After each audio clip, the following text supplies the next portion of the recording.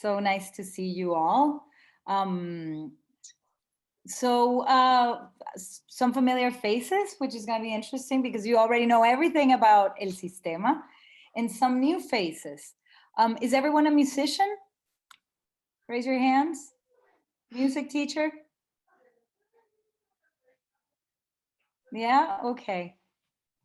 All right. I'm a musician as well, but I've been working more in the administrative part of music and Sistema projects for a long time now. Um, I was thinking today on how to do this, and I took my notes from my TED Talk, which some of you probably have seen. And I thought, since this is an introduction, I could go over a little bit uh, on the points that I talked about on that occasion, and then we can open up for questions. So during my TED Talk, I did a musical exercise with the audience, which I will spare you um, since I'm not a singer, so you're lucky. Um, but what I think was very interesting about that exercise, it was a very simple exercise. It was a children's song where we were singing and clapping and stomping and people were repeating. Simple, fun. And I think what was interesting about using an exercise like that was to illustrate to that group, who was a group of non-musicians at all, how quickly and powerful music can be to create a dynamic of collaborative work. And so in 2 minutes, people were already reading the lyrics, clapping together, laughing, making mistakes, relying on their neighbor, and making it work. So I want to go over a few things that happened during that exercise, which is the things that happen when we make music together.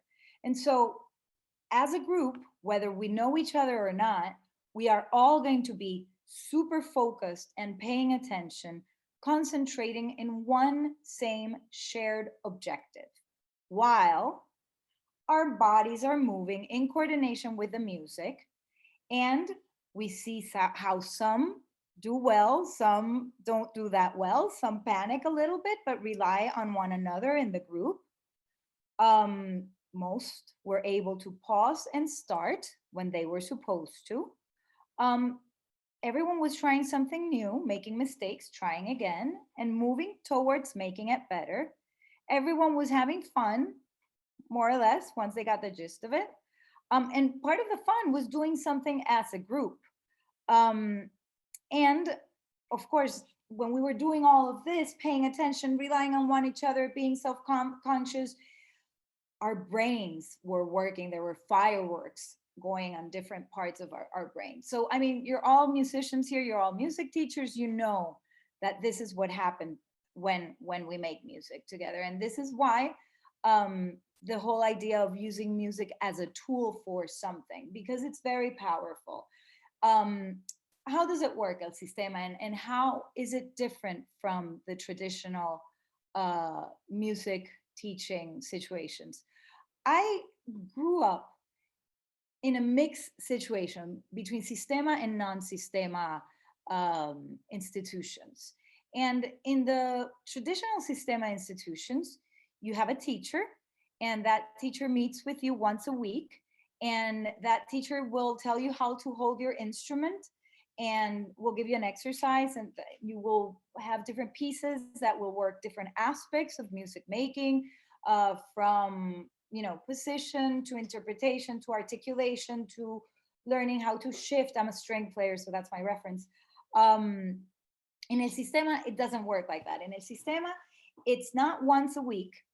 It's I'm going to go to the case of Venezuela. In the case of Venezuela, it's 5 times a week, sometimes 6.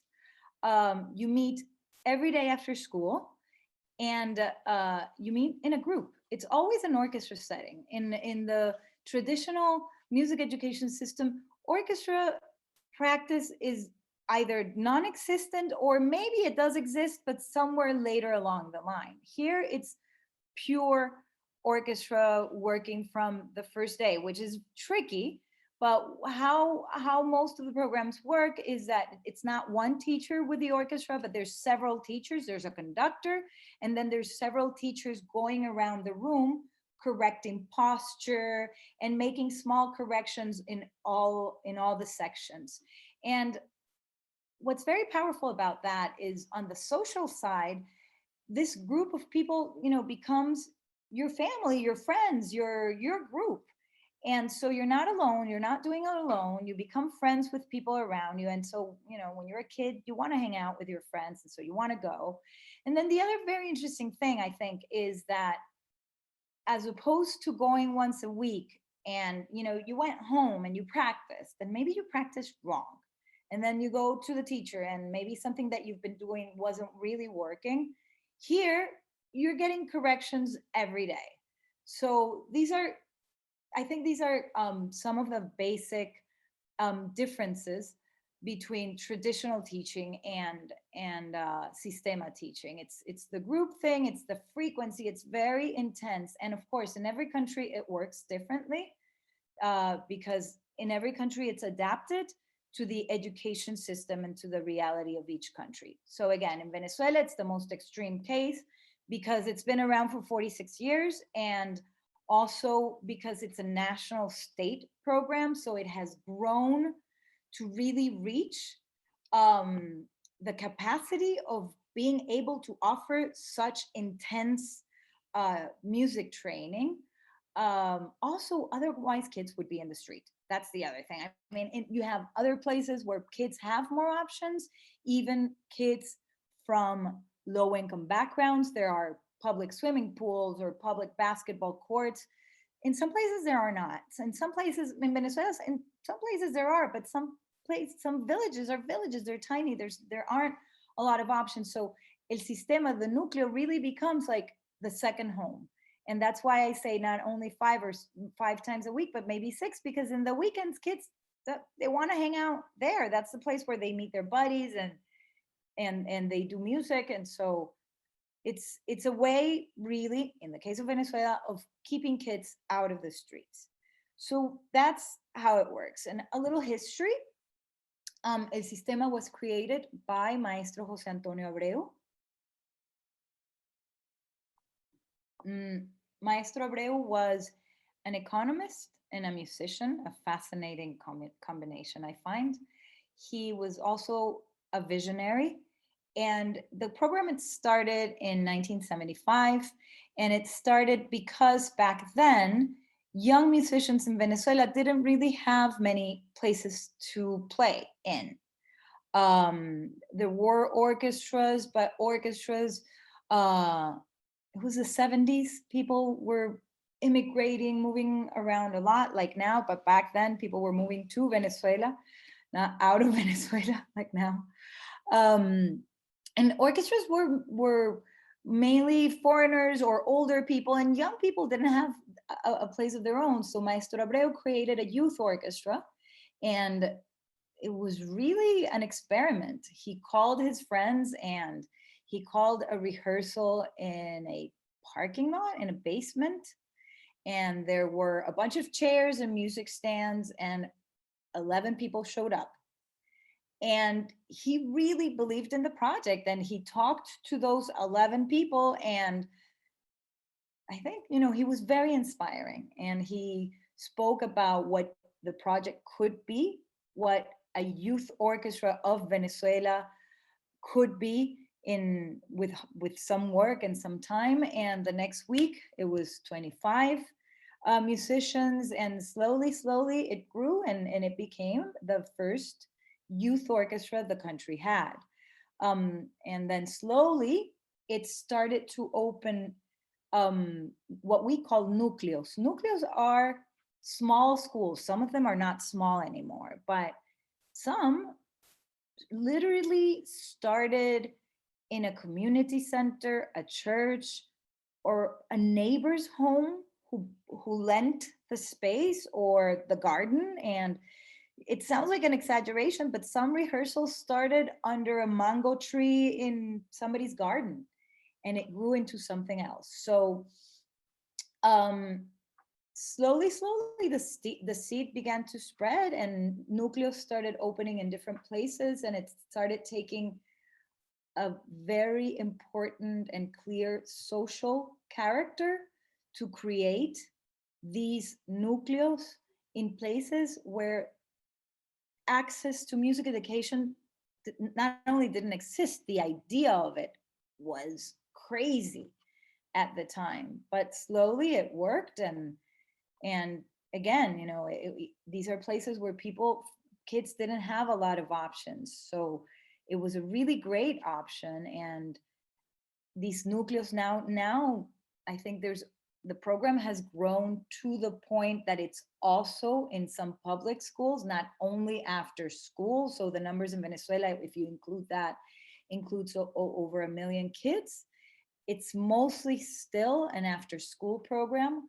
Um, but in other places it has grown as well, because I think it has been evident and quite contagious, this idea that making music not only helps with integration and cohesion, but also with joy, because in many places that the program exists, it's not poverty or not having anything else to do what people are tackling with orchestra making.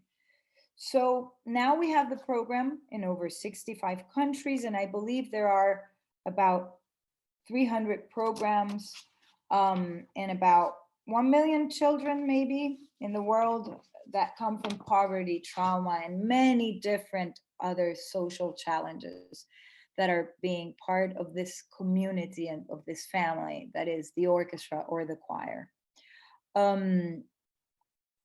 I like to quote Maestro Abreu was really a great speaker, so there are really many wonderful quotes and they're all very inspiring. But he used to say, children who are materially poor gain spiritual wealth through music. And once music has brought them such riches, their minds, souls, and spirits can carry them onward and upward. So this is one of the ideas that El Sistema was built on. Also, he used to say, I think it's my favorite quote. He used to say, you can't give poor people poor culture. And so also aiming at doing symphonic music, I mean, it's very high challenge to have, but as we have seen, it does work. And not only to make music in a very high level, but also to give something more important to these kids. Other Latin American countries have the program. They have it in different ways. In Uruguay, the program there has a tango orchestra, so it's not only classical symphonic music, which, by the way, a lot of people ask me, what do the orchestras play? And this, of course, changes. But in this sense, El Sistema has not reinvented the wheel. In most cases, the repertoire is made up of music that we all know and have studied and exists in the traditional schools. From Suzuki arrangements for orchestra to the traditional classical repertoire. All of that is used depending on where you are. So for example, in Uruguay, there's the tango orchestra. In Venezuela, in Colombia, there's traditional music orchestras. I know of a program in Southern California that was using mariachi music because it was mostly Mexican kids in that area. So the music depends also, it adapts to the reality of each program.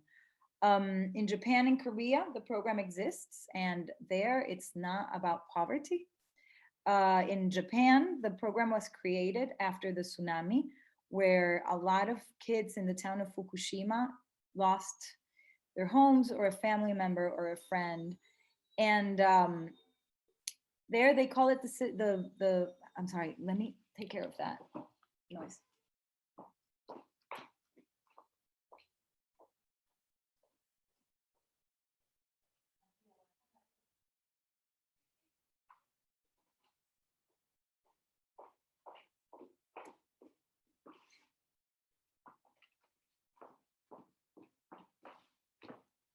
Sorry, I thought I had everything under control. Um,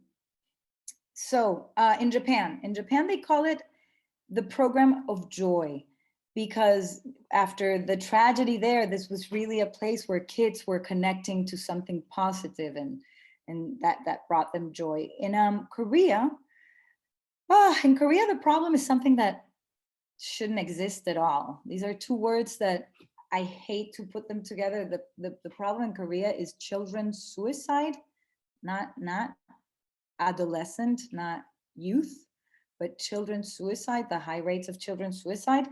And this is a consequence of social isolation, depression, etc., probably from video gaming, and also the high pressure there is academically in school. And in Korea, they call it the talking program, because they have observed that kids participating in Sistema programs, they, for the first time after a few months, at dinner time, they start joining the conversation with their parents and they start talking. So they're calling it the talking program. So in Japan and Korea, these are radically different social challenges that people are tackling with El Sistema, but it has been adapted to each one's reality. In Bosnia, there's also a program there. After the war, there were, well, you can imagine what the situation is there.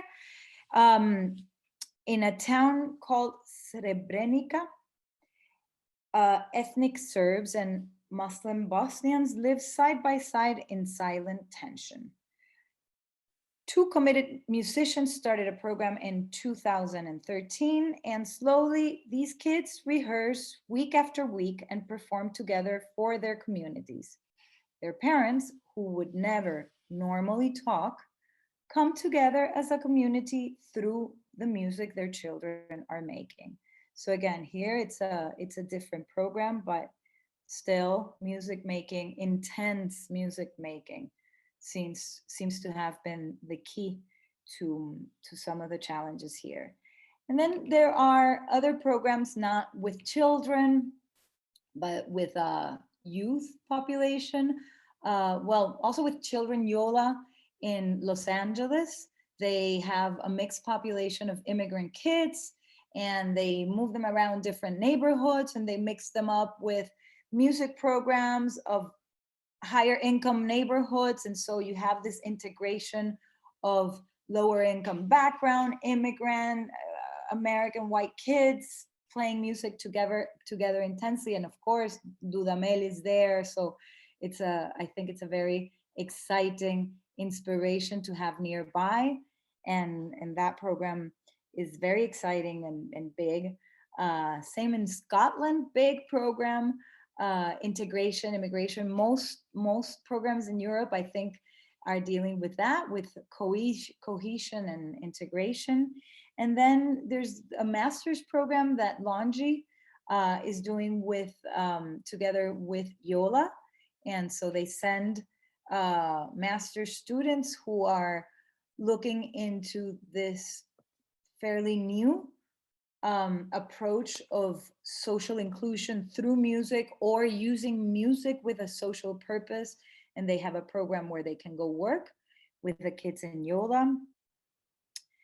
And I think that's more or less how it works. I wanted to also talk a little bit about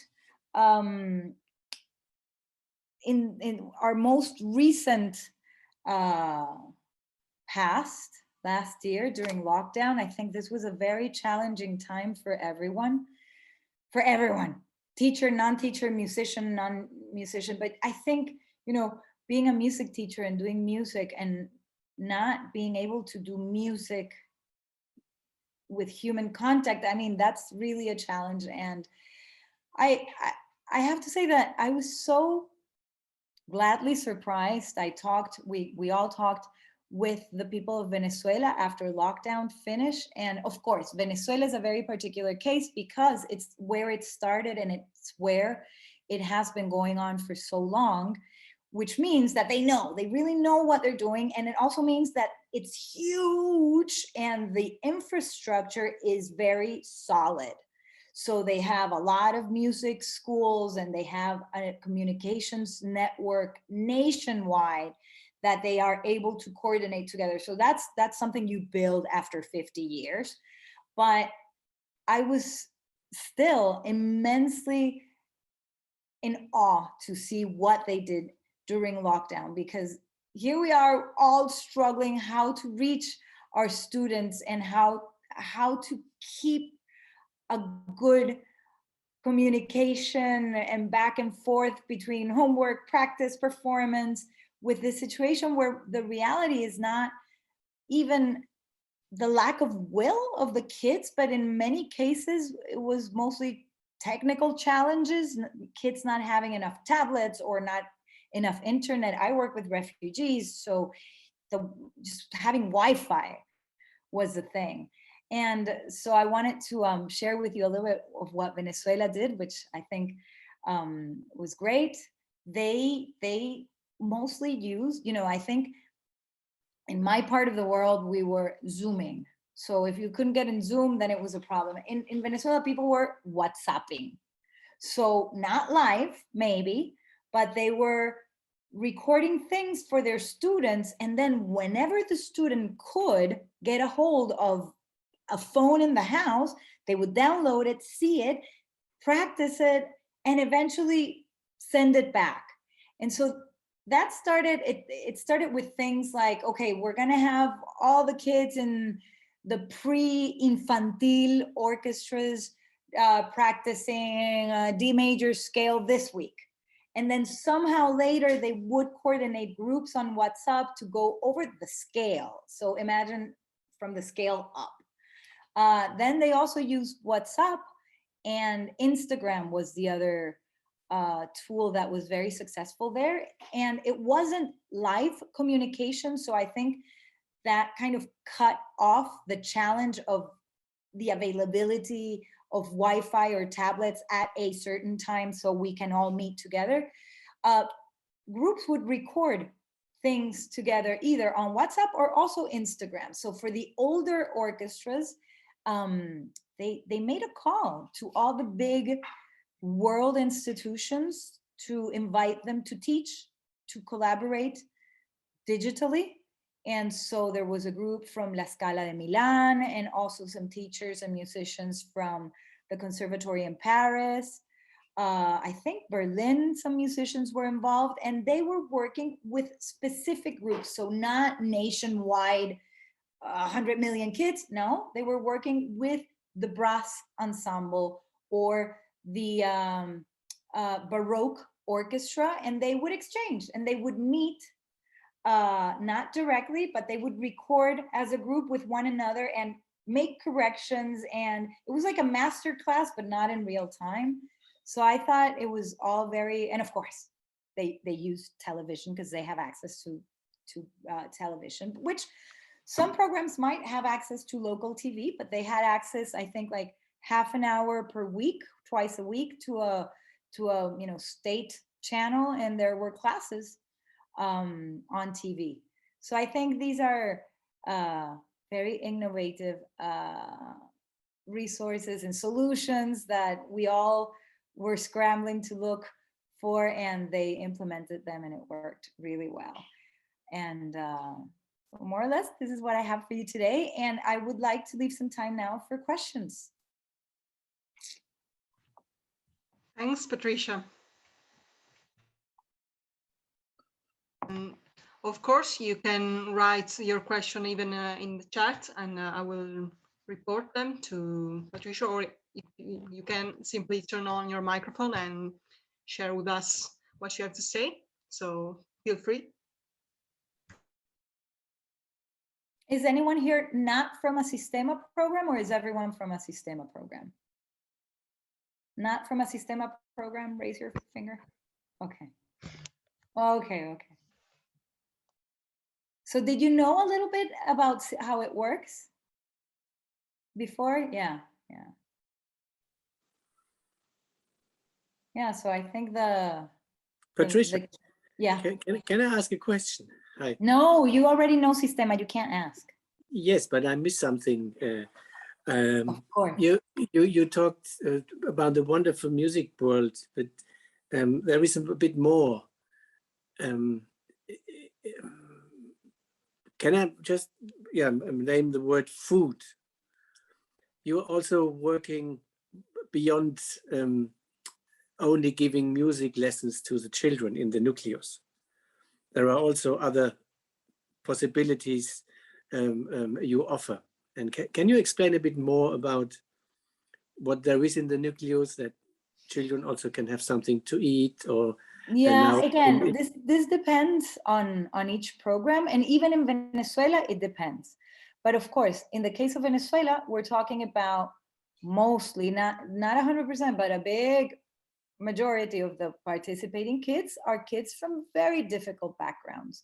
And so not only food, I mean, yes, we've been talking about music, but in the núcleo, it's where the kids will find everything that might be hard to find at home, that for most other kids, it's taken for granted. So yeah, sometimes there is merienda, so there is, an afternoon good healthy snack, and sometimes it turns out to be dinner for some of these kids.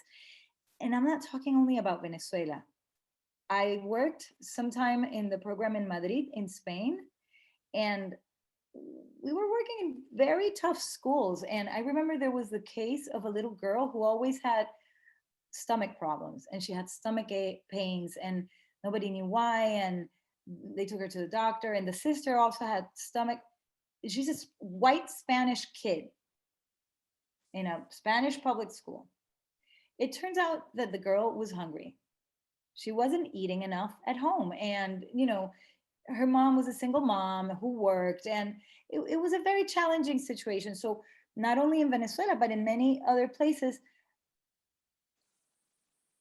the núcleo will be the place where kids find the support they need beyond learning music. So, sometimes it's food, sometimes it's an adult or adults that they can trust and form bonds that will help them get through the difficulties in their life.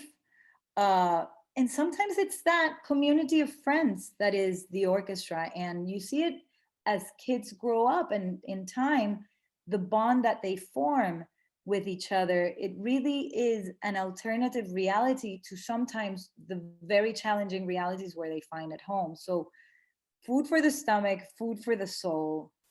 The núcleo really becomes the alternative place, refuge where kids can go to. Thank you. Andreas, if you have any other things that you can bring out, because you're... Well, I mentioned this because the traditional music schools in Germany, for example, or maybe also in Italy or whatever, the parents of the children may not know each other. It's just, even the children who come to the music school may not know each other. They come, they have their lessons, they go. And Systema is actually not about music. Yeah. It's a social community building program. And when you look at Srebrenica, which you mentioned, which I'm very grateful about, is when you bring kids together, they make music together wherever in the world. This is not the problem. The point is that in Srebrenica, the mothers of these children from different ethnics cook together to feed the children. This is as important as the music they make. And I think in Venezuela, it's the same. It's this community center feeling that there is a place where you can get health, help, whatever. There is no problem you cannot talk about. Yeah. And this is a very important part, that it's not about music, but the music is the perfect vehicle for community building. And I think this is the most wonderful thing Abreu knew and gave the spirit to everybody who could not be on the 3 by Yeah. 3. That's really something. I think if you can tell a bit more about this networking and the way things are organized like this, or just dealt with, because sometimes it's not organized, it's just done. Yeah, I mean, I think the key is the difference with the traditional school is that there is no reason for kids to meet each other and the parents to meet each other. It's individual lessons, everyone comes in and out.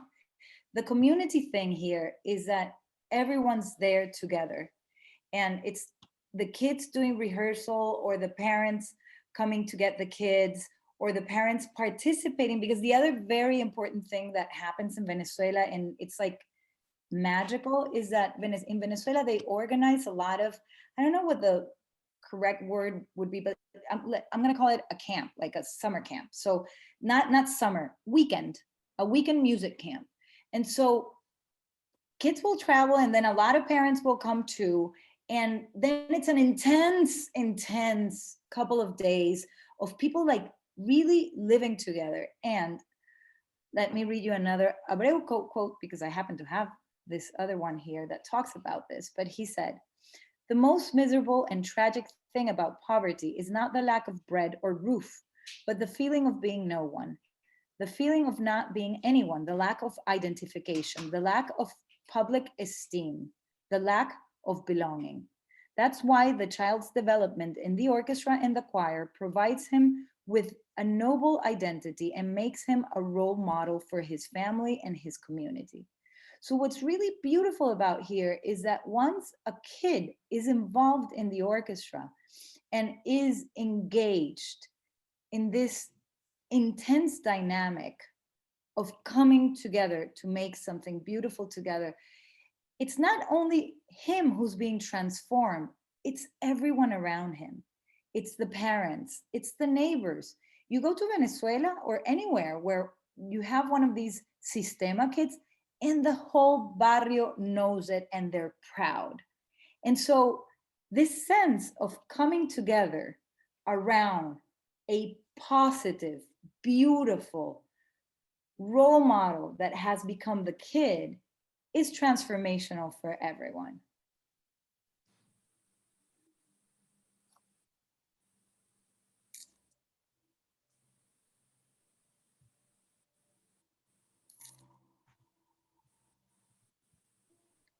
And I think, you know, now there are examples here in Europe with many of you working with refugees. And I always think of my experience.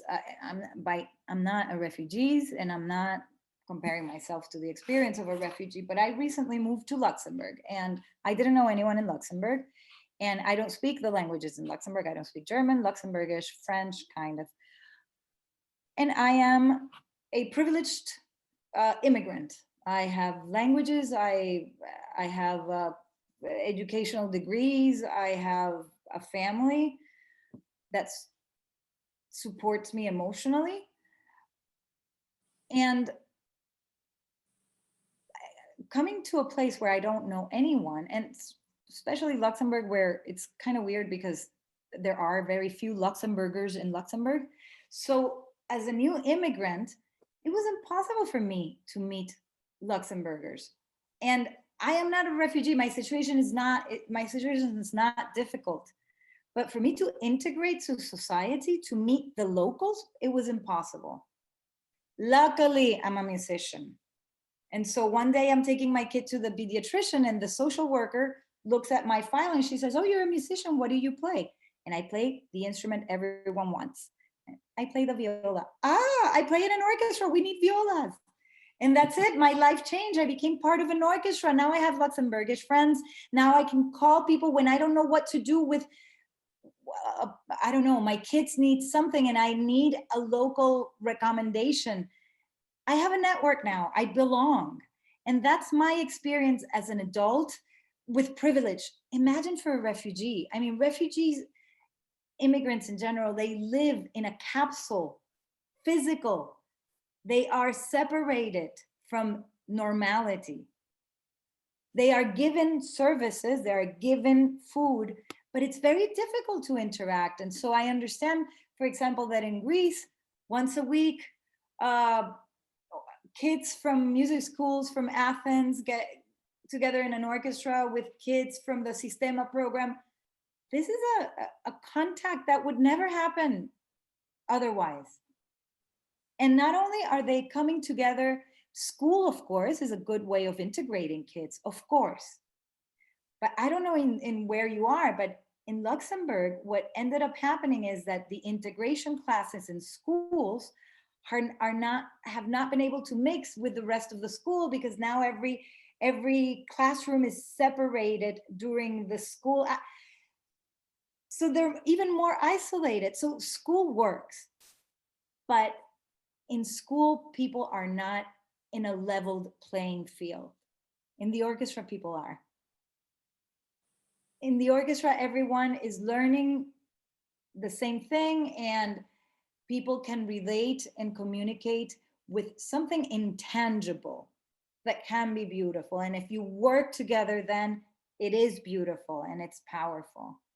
And so I think this community experience has been transformational for me after, I'm an old lady, and here we go. Music was the key for me to come to this new place.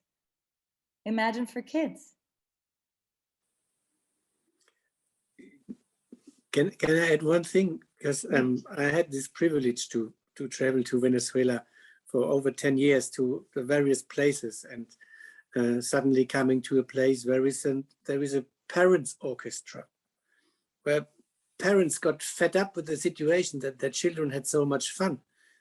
They wanted to have this fun as well. So they founded an own jazz band only with parents. And when they had been in need, the children could help out.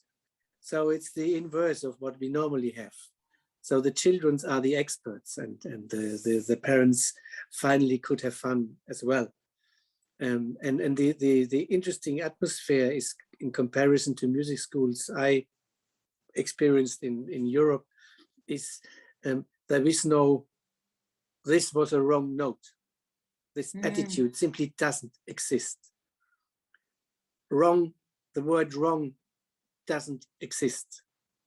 What exists is, oh, we may have to work on that, or let's do it again. But there is always this positive impact, because you have to realize, when you give a child an instrument, you take on responsibility and about the joy. And I think this is what this sentence, when I also may quote Maestro Abreu once, because I asked him, why did you do this? And I said, well, when I was a child, I could play in an orchestra when I was 6 years old. And I wanted every child to have this experience about the social warmth you can have playing in an orchestra. So it was not about the music, but the music is the perfect thing, the ensemble music, the togetherness. And I think the way he organized it is even that they found places for pianists to be in a social atmosphere, which is sometimes rare. And so maybe you can, I would be interested to learn more about this fact that, for example, a trained jazz saxophone player can be the leader of an orchestra, even teaching a string player, but could not play a scale on a string instrument. How is that happening? I think this could not be happen in a European music school in the traditional way. Well, I have to say, one of the things that shocked me when I came to Europe, so we left Venezuela, we came to Spain, and I worked in the Sistema program in Spain. And then now I'm in Luxembourg. But one of the things, I come from Venezuela, I come from El Sistema Venezuela. So I thought that what we do there, yes, it's strange, but it's doable. Everyone can do it, And when I came here and started to meet new teachers that had just gotten into being a part of the social program. How is it possible? You have to open your mind. That's, I think, the only thing. Because I think, and again, I come from a mixed background, but I think if you have the chip that the only way of learning music is the traditional conservatory way, then you close your mind to too many other possibilities. And so in the beginning, I was working with a group of string teachers. Let's not even talk about the saxophonist teaching the strings. String teachers that refused, violin players that thought it was unethical for them to be teaching the cellos, or for the cellists. But it's a thing of, I mean, we're talking about ethics, it's really a thing of culture and mind. And then come the Venezuelan teachers who come really from working in the barrio with their nails, with nothing. And I don't know if you are all familiar with the paper orchestra. The paper orchestra is now like a kind of, I think, well-known methodology of teaching the smallest kids to build their own instruments with cardboard, and they do it for a few weeks, and this teaches them the value of an instrument, and then they rehearse and start like learning how to grab the instrument with a cardboard instrument, and then they graduate, and it's a big deal when they get their hands into this very valuable thing that now they appreciate. The paper orchestra started because we didn't have enough instruments. So I think a lot of the methodology in Venezuela that we now have seen works. A saxophone player can work with a group of string players, has been born out of need, really absolute desperate need. And desperate need brings desperate measures. And so you have the risky, the daring saxophone player who did it. And I really think how to do it is, first of all, you have to open your mind and be relaxed, and nothing's going to happen. I think what my teachers that I was working with, the thing that we were dealing with the most was fear. I think they were very afraid because they went through the classical music system where you are taught that what you're learning is so rigid that you can only do it in a certain way. And then these crazy people come and they're telling you it's very hard, and then it's very scary because you might fail. And the thing I think with El Sistema and why it has that element of joy is because if you fail, no pasa nada. Nothing happens. It's going to be okay. We do it again. And so I think sometimes that's the challenge. We don't have to be so hard on ourselves.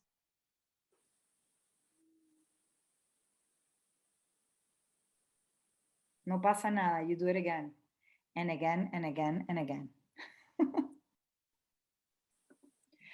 All right. I think our time is being up.